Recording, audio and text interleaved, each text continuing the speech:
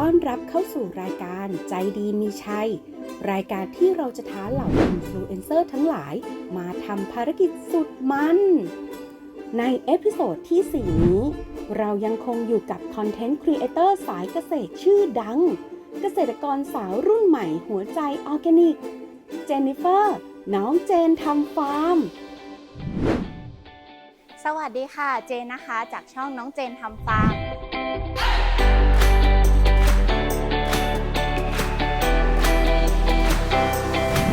วันนี้เจนก็อยู่ที่โรงเรียนมีชัยพัฒนาจังหวัดบุรีรัมย์อยู่ในรายการใจดีมีชัยหลังจากที่ได้ทานข้าวเช้าเสร็จแล้วเนี่ยเจนก็ยังอยู่ในรายการนะคะเพราะว่าเมื่อวานเนี่ยทำภารกิจไม่สำเร็จแต่วันนี้จะทำภารกิจให้สำเร็จให้ได้เลยค่ะแล้วก็จะรอดูกันว่าเจนจะไปทำภารกิจอะไรต่อค่ะ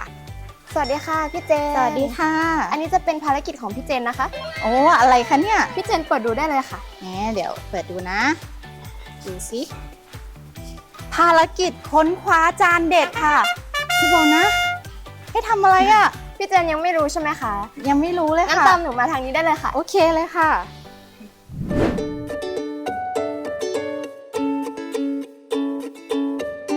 สวัสดีค่ะโหทำไมคนเยอะอย่างเงี้ยพี่เจนเชิญนั่งก่อนนะคะได้ค่ะโอเคค่ะขอบคุณนะคะพวกเราทั้ง8คนเป็นนักเรียนที่จะมาสัมภาษณ์พี่เจนในวันนี้ค่ะครับผมและภารกิจของพี่เจนวันนี้นะครับก็คือพี่เจนเนี่ยต้องมาเป็นแม่ครัวเฉพาะกิจแล้วก็ทำอาหารให้กับพวกผมครับเพราะฉะนั้นพวกผมเลยต้องมาสัมภาษณ์พี่เจนในวันนี้ครับโอเคได้เลยค่ะพี่เจนมีหลักเกณฑ์ในการเลือกวัตถุดิบมาประกอบอาหารอย่างไรบ้างคะวัตถุดิบที่หาง่ายแล้วก็เป็นผักผลไม้หรือทุกอย่างเนี่ยก็จะเป็นตามฤดูกาลเพื่อจะได้สะดวกแล้วก็เครื่องปรุงต่างๆเนี่ยก็จะหาได้ทั่วไปอยู่ในครัวอยู่แล้วค่ะคุณสมบัติของวัตถุดิบที่มีคุณภาพในอาหารควรประกอบด้วยอะไรบ้างครับมีความสดใหม่แล้วก็เราสามารถกินได้โดยที่เด็กๆเนี่ยปลอดภัยแล้วก็ไม่มีการปนเปื้อนใดๆแล้วเราก็ต้องคำนึงเรื่องของความสะอาดแล้วก็แหล่งที่มาของวัตถุดิบด้วยค่ะการปลูกผักตามฤดูกาลมีผลต่อการประกอบอาหารหรือไม่เพราะเหตุใดครับก็มีผลอย่างมากในการประกอบอาหารเพราะว่าถ้ามันหากมันเป็นตามฤดูเนี่ยเราสามารถใช้วัตถุดิบได้อย่างเหลือเฟือหาซื้อได้ง่ายแล้วอีกอย่างหนึ่งอาจจะมีการปนเปื้อนสารเคมีที่น้อยกว่าแล้วถ้าเราปลูกเองยิ่งเป็นออร์แกนิกหรือว่าเป็นเกษตรอินทรีย์เนี่ยสำคัญมากกับสุขภาพของเราโดยรวมค่ะสิ่งที่แม่ครัวต้องคำนึงถึงในการประกอบอาหารมีอะไรบ้างครับค่ะก็จะมีเรื่องของการคัดกรองวัตถุดิบแล้วก็เรื่องของความสะอาดที่ต้องคำนึงถึงบริเวณในครัวเราก็จะดูองค์ประกอบนี้โดยรวมแล้วก็ทำอาหารให้คนที่จะมากินอาหารเราค่ะบริบทของห้องครัวในมุมมองของพี่เจนค่ะควรเป็นอย่างไรคะวัสดุอุปกรณ์หลายอย่างต้องหาง่ายแล้วก็คำนึงเรื่องถึงความปลอดภัยเพราะว่าต้องมีการใช้เตาแก๊สอะไรต่างๆเนี่ยให้มันสะดวกแล้วก็ดูแลง่ายด้วยค่ะแล้วอีกอย่างหนึ่งก็คือเป็นเรื่องของความสะอาดว่าเราล้างเสร็จแล้วเนี่ยมีการใช้สกอตไบรท์หรือว่าอ่างล้างจานเป็นรูปแบบไหนแล้วก็วัสดุอุปกรณ์ที่ใช้เป็นสแตนเลสที่เป็นฟู้ดเกรดหรือไม่แล้วอีกอย่างหนึ่งที่เราต้องคำนึงถึงเยอะๆเลยก็เรื่องของ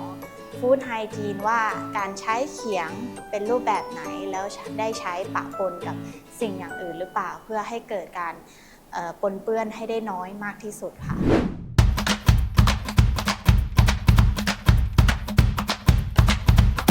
วันนี้นะคะพวกหนูได้ทำการรวมคะแนนสัมภาษณ์เรียบร้อยแล้วค่ะแต่ว่าพี่เจนจะมาเป็นแม่ครัวเฉพาะกิจให้พวกหนูนะคะหนูก็เลยอยากให้พี่เจนเนี่ยทำอาหารให้พวกหนูได้ชิมก่อนค่ะได้เลยค่ะแล้วต้องไปทำที่ไหนเหรอคะค่ะเดี๋ยวพี่เจนตามพวกหนูมาได้เลยนะคะนี่คือห้องครัวของพวกเราครับพี่เจนค่ะโจทย์ในวันนี้นะคะก็คือของในโรงเรียนครับก็คือผักบุ้งครับผมแล้วก็เนื้อหมูครับโอเคได้เลยค่ะแล้วก็จะให้พี่เจนสร้างสรรค์2เมนูครับภายในเวลา1ชั่วโมงครับผม2เมนูโอเคเลยอารีคุซินเวลาได้เริ่มขึ้นแล้วนะครับผมโอเคค่ะ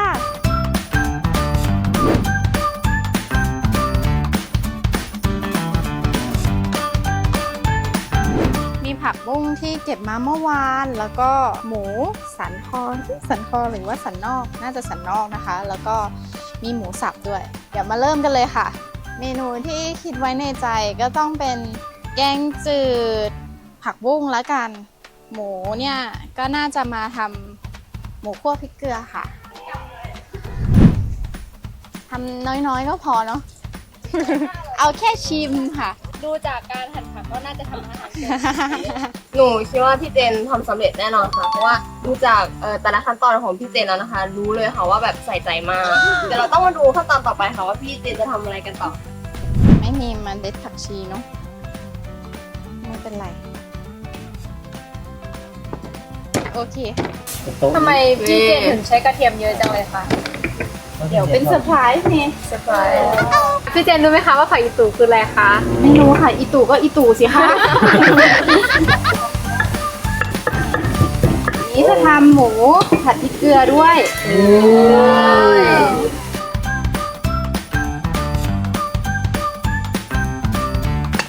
ใครอยากเลยมาช่วยให้ปั้นหมูไหม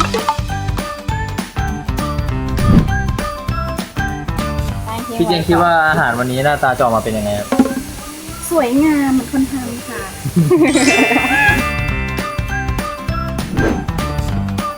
ตอนนี้มีความคืบหน้าไปได้เยอะมากเลยทั้งการหั่นกระเทียมทั้งการเตรียมเครื่องปรุงแล้วก็การตั้งแก๊สน่าจะมีการที่รอเตรียมใส่วัตถุดิบหลักแล้วค่ะ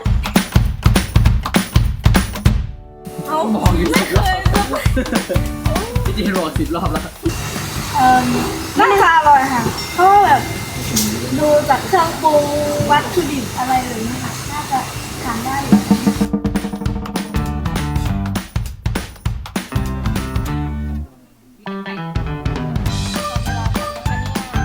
ทานนั้นหายสักหน่อยเค็มไปไหม เดี๋ยวหนูล้างมือไปด้วยค่ะ จะทำแกงจืดผักบุ้งนะคะ แต่ว่าเราก็ปั้นหมูก่อน พี่เจนเคยกินไหมคะ ไม่เคยค่ะ ตอนนี้ผ่านไป30 นาทีแล้วนะคะ ผมหิวมากเลยครับ เดี๋ยวรอแป๊บนึงนะคะใจเย็นๆค่ะ พี่เจนทำอาหารเป็นตั้งแต่อายุเท่าไหร่คะ พี่เจนทำอาหารเป็นไม่นานนี้เองค่ะ เพราะว่าเมื่อก่อนเนี่ยก็จะมีคนทำให้ตลอด ทั้งแม่แล้วก็มีแม่บ้านอีกก็ทำอะไรไม่ค่อยเป็นเลย อยู่มหาลัยก็ต้องทำกินเอง เยอะ แล้วก็เริ่มเก่งขึ้นเรื่อยๆค่ะ พี่เจนเคยทำงานในร้านอาหารที่ไทยแบบว่าร้านไหนมาบ้างคะ ที่ไทยไม่เคยทำค่ะ อยู่ส่วนมากจะไปทำที่สกอตแลนด์ เพราะว่าเราเป็นนักศึกษาเนาะ เราก็ต้องหางานพาร์ทไทม์ที่มันตอบโจทย์กับไลฟ์สไตล์เราที่สุดละจำใจเข้าไปแรกๆ ก็หั่นนิ้วตัวเองไปบ้าง มีตอนหนึ่งเชฟให้หั่นแตงกวา แล้วคนหั่นเห็นไหมมาถ้าเจ๊เร็วมากอยากเป็นเหมือนเขาสรุปไม่เท่ากันสักชิ้นเลย เชฟโยนทิ้งหมดเลยเสียใจมากเลยค่ะ พี่เจนทำเมนูที่3เป็นไหมครับ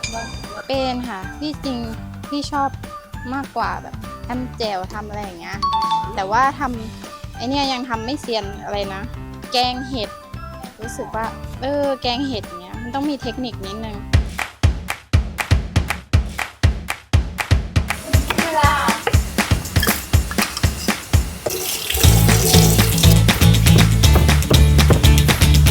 อันนี้อะไรต่อครับ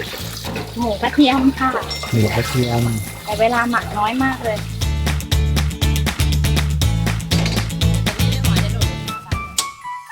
ตอนนี้เหลือ 15 นาทีแล้วนะคะ ต้องรีบแล้วนะคะยังไม่ได้ลงเลยค่ะ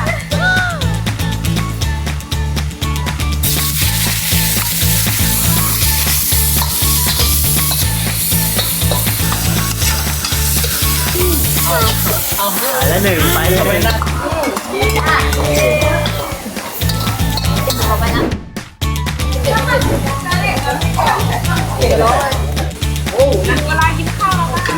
ไม่มาถึงแล้ววิอร่อยมากเลยค่ะยัง เหลือ3 นาทีแล้วพี่เจมส์ต้องรีบจัดจานแล้วนะครับ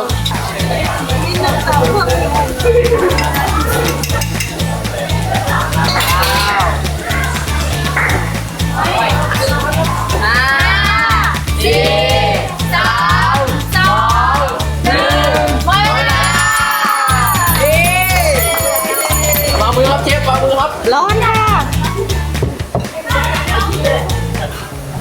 ร้อนนี่ค่ะ ที่เหลือจะเข้าของเขา ไม่ได้ทำนานมากแต่ว่า ต้องให้น้องๆลองชิมดูนะคะ น้องจะเป็นคนตัดสินเจนเอง มีผิดพลาดนิดนึงค่ะ หมูเนี่ยตอนแรกหั่นก็ชิ้นเล็กๆอยู่มัวคุยกับน้องๆชิ้นมันเลยใหญ่ขึ้นนะคะ แต่ว่าก็ยังสุกดีกินได้ค่ะ ลองดูนะคะมาเลย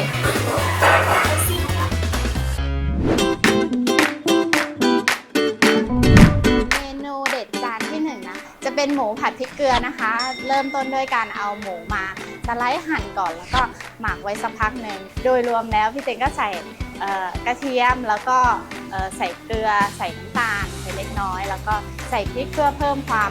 เผ็ดแล้วก็สดชื่นให้ทุกคนค่ะต่อไปเมนูที่2ค่ะแกงจืดผักบุ้งหมูสับค่ะแกงจืดในวันนี้เราก็ใช้หมูมาตำกับ3เกลือก่อนค่ะผสมผสานกันแล้วก็เราก็ใช้วิธีปั้นเหมือนมีดบอลค่ะแม่เหมือนมีดบอลเลยแล้วเราก็มาปั้นเป็นก้อนกลมๆเวลาเรานำไปทำแกงจืดเนี่ยมันก็จะได้มีหน้าตาสวยงามแล้วก็ทานง่ายหลังจากนั้นเราก็นำผักบุ้งเนี่ยมาใส่น้ำซุปที่เราต้มทิ้งไว้แล้วก็ได้ออกมาน้ำซุปสีทองแบบนี้เลยค่ะ Enjoy นะคะทุกคน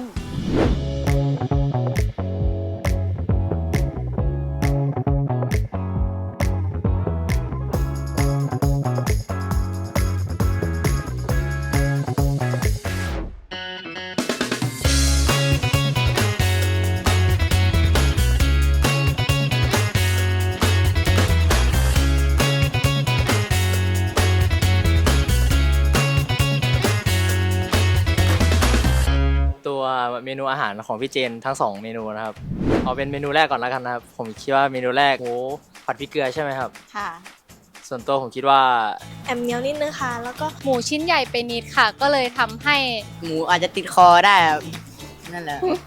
อาจจะเป็นว่าพี่เจนคุยกับพวกผมเยอะเกินไป แต่ว่าส่วนตัวหนูเป็นคนชอบกินอะไรเหนียวๆค่ะหนูก็เลยรู้สึกว่ามันโอเคค่ะ พี่เจนใส่พริกใช่ไหมคะ แล้วก็ตัวกระเทียมของพี่เจนนะคะ มันมีความเผ็ดร้อนค่ะ ใช่ แล้วก็ จะมีรสชาติที่นำโด่งขึ้นมารสชาติหนึ่งก็จะเป็นรสชาติเผ็ด มันก็กลมกล่อมดีค่ะ เป็นคนที่ชอบทานเผ็ดอยู่แล้วค่ะ หนูก็รู้สึกว่า ใช่เลยค่ะรสชาตินี้ โอเคเลยค่ะ แล้วก็ส่วนเมนูที่2เป็นแกงจืดผักบุ้งใช่ไหมครับ น้ำซุปค่ะจะเป็นผักบุ้งนำไปนิดค่ะ แต่ว่า มีดบอลที่พี่เจนทำมามันเขาเรียกว่าอะไรครับเหมือนเอาหมูในชาบูมามัดรวมเป็นก้อน ก้อนเดียว ผมก็ไม่เคยเห็นเหมือนพี่ตองเนี่ย อาจจะมีความรู้สึกว่าจืดไปเล็กน้อย แล้วก็ตัวหมูอาจจะมีความแห้งนิดหน่อยครับ น้ำซุปที่มาช่วยดับเผ็ดค่ะหนูรู้สึกว่ามันจางไปนิดนึงค่ะ แล้วก็ติดหวาน แต่ว่าโดยรวมก็อร่อยเลยค่ะ แต่โดยรวมก็อร่อยเช่นเดียวกัน รวมๆก็สุดยอดมากค่ะ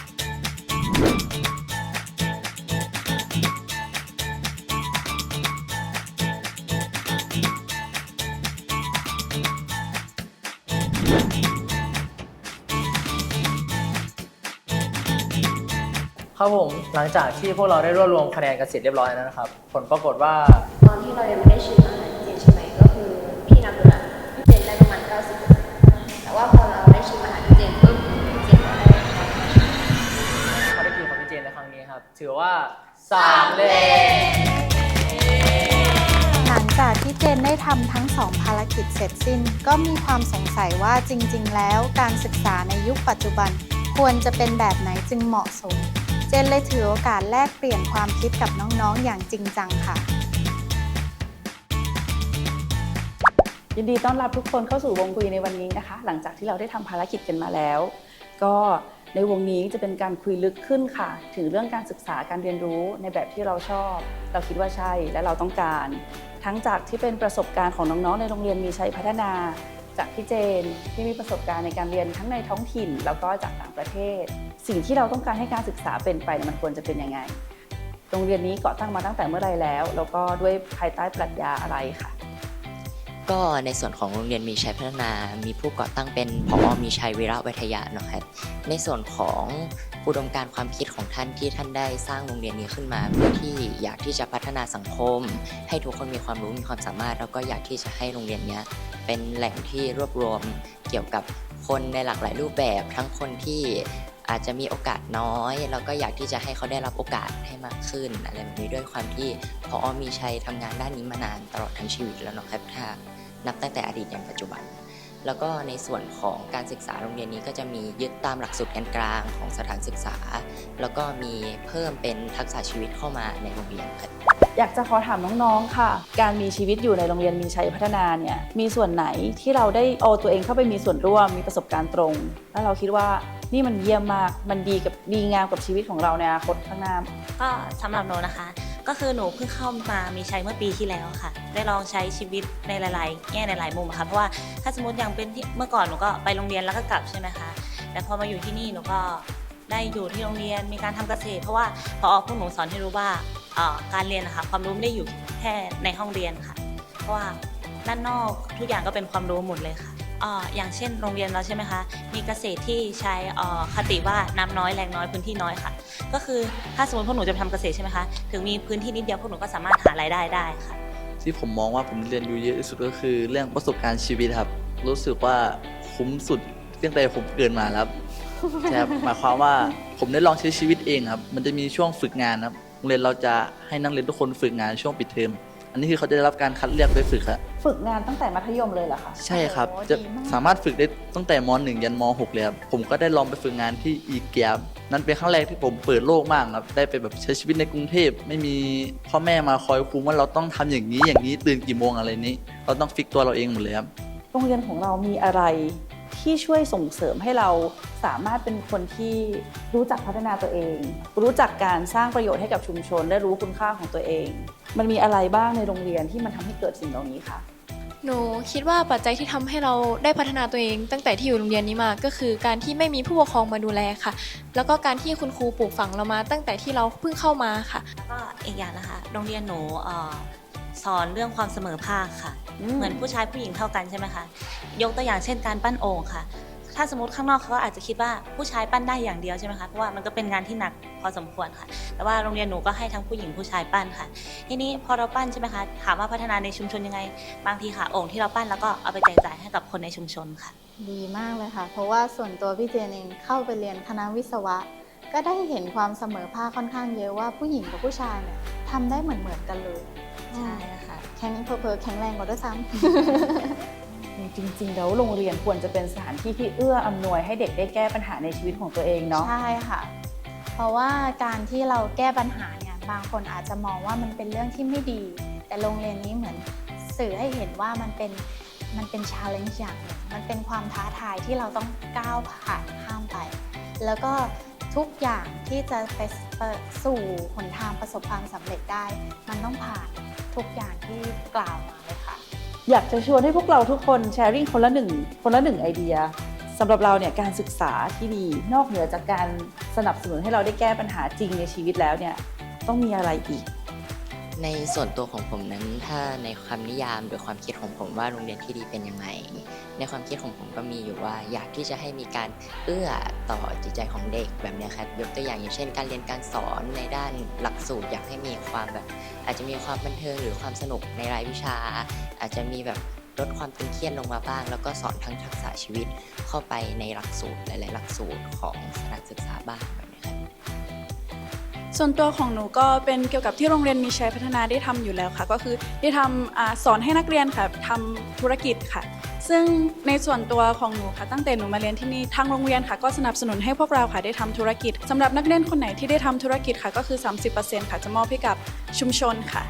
ใช่ค่ะนอกจากนี้ก็จะสอนให้นักเรียนค่ะรู้จักหารายได้ในช่วงระหว่างเรียนมีการให้หารายได้ระหว่างเรียนเหรอคะอธิบายเพิ่มหน่อยสิอย่างวันพุธวันนี้ช่วงบ่ายค่ะก็คือจะเป็นกิจกรรมสำหรับการทำธุรกิจค่ะซึ่งโรงเรียนของเราก็จะมีคณะพัฒนาธุรกิจค่ะสำหรับนักเรียนที่สนใจในด้านนี้ค่ะก็จะให้นักเรียนค่ะเขียนโครงการขึ้นมาค่ะว่าตัวเองอยากทำธุรกิจแบบไหนค่ะแล้วพอทีนี้ก็จะมีคุณครูที่คอยให้คำแนะนำค่ะผมนั้นก็เป็นเรื่องเกี่ยวกับนั่นแหละอยากให้นักเรียนมีส่วนร่วมในการเรียกสัมภาษณ์ครูเข้ามาได้ครูที่ตรงตามที่เราอยากเรียนจะได้เรียนสนุกนักเรียนเป็นผู้สัมภาษณ์คุณครูก่อนที่จะเข้ามาสอนรวมทั้งสัมภาษณ์น้องๆชั้นม.1 และม.4 ก่อนที่จะเข้ามาเรียนด้วยใช่ไหมใช่ครับเพราะว่าเราเคยมีครูหลายๆคนที่เราไม่ชอบวิชานั้นเพราะคุณครูหลายคนเคยมีประสบการณ์แบบนี้เนาะรู้สึกว่าเขาสอนไม่สนุกแล้วก็น่าเบื่อทำให้เราเกลียดวิชานั้นไปเลยเป็นว่ามีผลมากๆกับการศึกษาเด็กที่จะสร้างความสนใจยังไงอย่างเช่นวิทยาศาสตร์ถ้าสอนสนุกเนี่ยคนก็สนใจแน่นอนหรือว่าคณิตศาสตร์เขาทำยังไงให้มันสนุกให้มันรู้สึกว่า challenge เด็กก็จะไม่มีวันเบื่อค่ะ ถ้ามีครูดีๆมาช่วยตรงนี้ มันเป็นจุดเริ่มต้นในการสร้างความสัมพันธ์ที่ดีระหว่างผู้เรียนกับผู้สอนด้วยใช่ไหม ใช่ครับ ทำให้การเรียนรู้ของเรามันอิมแพกมากครับ มันอิมแพกมาก มีคำหนึ่งที่อัลเบิร์ตไอน์สไตน์เขากล่าวไว้คือ education is not learning of facts but the training of thinking ก็คือ train us to think การศึกษาไม่ใช่แค่เรียนรู้ว่าอันนี้คือวิชาอะไรอันนี้คือการขายนี่คือธุรกิจแต่มันเป็นพื้นฐานทั้งหมดที่เราจะทำให้ต่อยอดให้เราสามารถสร้างสรรค์ได้คิดค้นเรียนรู้อะไรใหม่ๆแล้วก็สร้างสรรค์ประสบการณ์ให้ทำให้มันแตกต่างจากคนอื่นทำให้การพัฒนาของเราดีขึ้นอันนี้เจนคิดว่าเป็นการศึกษาที่ดีถ้าคนรู้ว่าอันนี้เอาไปทำเพื่ออะไรเราสามารถมีพื้นฐานที่ดีไปต่อยอดกับสิ่งที่ดีกว่าคืออะไรอันนี้จะเป็นประโยชน์มากสำหรับทุกคนเลยค่ะในอนาคตค่ะงั้นเราก็จะขอปิดวงพูดคุยของเราในวันนี้นะคะด้วย1คำของพวกเราทุกคนจากสิ่งที่เราได้รับจากการพูดคุยในวงเริ่มจากพี่บีเลยนะเชื่อได้รักในสิ่งที่ทำค่ะครับของมันจะเป็นการเรียนรู้จากประสบการณ์จริงครับของน้องนิ่มจะเป็นการมีระเบียบวินัยแล้วก็ความเชื่อมั่นในตัวเองค่ะของผมนะครับก็จะเป็นการที่มีความใฝ่คว้าแล้วก็มีความพยายามครับส่วนตัวหนูจะเป็นการผลักดันตัวเองในทุกๆวันค่ะของหนูจะเป็นการตั้งเป้าหมายและการลงมือทำให้เต็มที่ค่ะของเจนก็จะเป็นกล้าที่จะลงมือทำแล้วก็ไม่ต้องกลัวที่จะล้มค่ะเย้ทุกคนขอบคุณมากเก่งมาก การที่ได้มาทำภารกิจที่โรงเรียนมีชัยพัฒนานะคะทำให้รู้ว่าโรงเรียนเนี่ยไม่ได้ให้ความสำคัญแค่การศึกษาเท่านั้น แต่ให้ความสำคัญถึงคนด้วยค่ะการพัฒนาคนในทั้งรูปแบบเศรษฐกิจและสังคมและที่สำคัญสอนให้เด็กๆเนี่ยมีความรับผิดชอบมากขึ้นค่ะแล้วอีกอย่างหนึ่งสิ่งที่เราเล็งเห็นและให้เด็กๆให้ความสำคัญก็คือการทำกิจกรรมร่วมกันและมีส่วนร่วมค่ะรายการครั้งหน้าจะเป็นใครเจนก็ยังไม่ขอบอกนะคะจะอุบไว้ก่อนค่ะรอติดตามได้ในรายการใจดีมีชัยค่ะเจนไปแล้วนะคะสวัสดีค่ะบ๊ายบายบ๊ายบาย สนับสนุนการศึกษาทักษะชีวิตทักษะอาชีพและหัวใจของการแบ่งปันของโรงเรียนมีชัยพัฒนาได้ที่บัญชีโรงเรียนมีชัยพัฒนาธนาคารกสิกรไทย003-253-0585 หรือสแกน QR Code เข้าระบบ e-donation หากลดหย่อนภาษีได้2เท่าเลยนะคะสำหรับคุณผู้ชมที่อยากรู้จักโรงเรียนมีชัยพัฒนาเพิ่มเติมสามารถติดตามรีวิวโรงเรียนแบบจัดเต็มคลิกลิงก์ด้านล่างคลิปนี้ได้เลยนะคะขอบคุณ